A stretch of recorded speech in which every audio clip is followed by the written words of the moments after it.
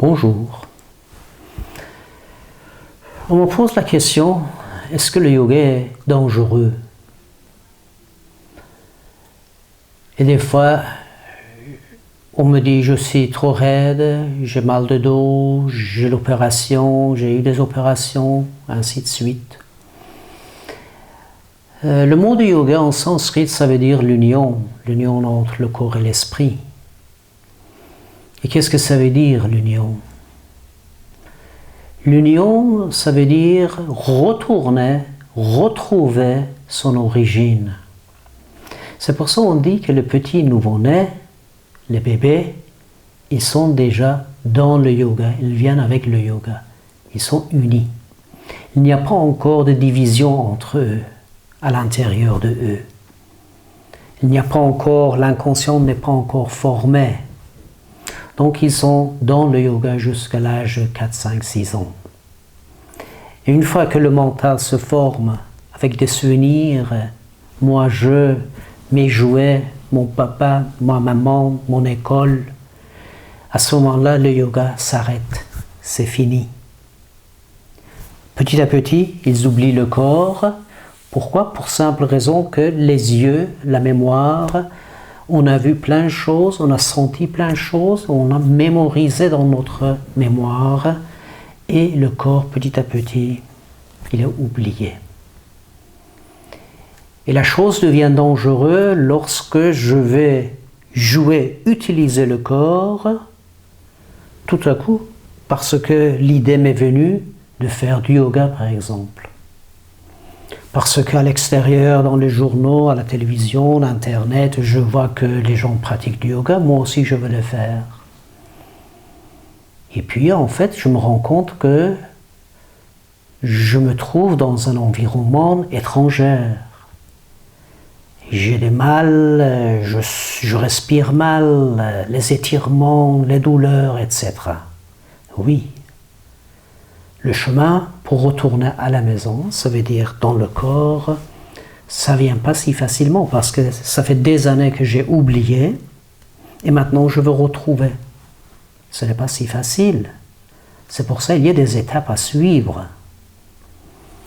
Donc, le yoga n'est pas dangereux du tout.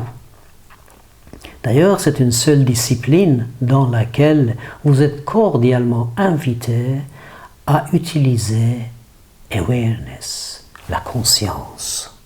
Tout ce que vous faites, vous respirez, vous chantez, vous faites les postures, vous êtes en pleine conscience. En anglais, ils disent ça mindfulness ou bien en pleine conscience, ça revient au même. Qu'est-ce que ça veut dire mindfulness? Cela ne veut pas dire que je dois réfléchir, loin de ça. C'est pas réfléchir qui va m'aider à me concentrer. D'ailleurs, les pensées, dans la posture du yoga, sont des obstacles. Plus mes pensées sont présentes, moins j'aurai accès à mon corps.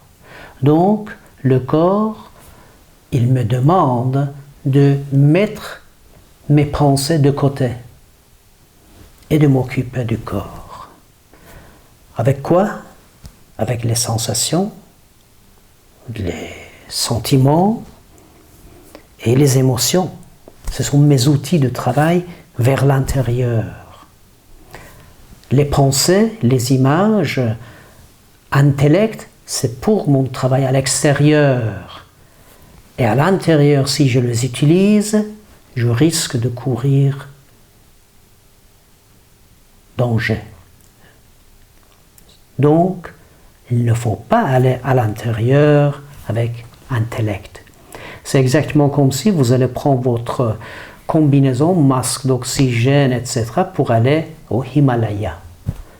Ça, c'est pour aller plonger dans l'océan. On ne prend pas l'équipement de grimper les montagnes. Donc, c'est la même chose à l'intérieur de chaque être humain. Pour travailler à l'intérieur, j'ai besoin de mes sentiments, mes sensations, mes perceptions. Pas intellect. Il ne saura pas m'aider. Plus je serai intellectuel, plus je cours de risques. Donc, si vous voulez rester en dehors du danger, allez-y avec pleine conscience dans votre action. Bonne pratique. Et si vous avez des questions, n'hésitez pas, écrivez. Je prendrai mon temps à vous répondre. Excellente journée.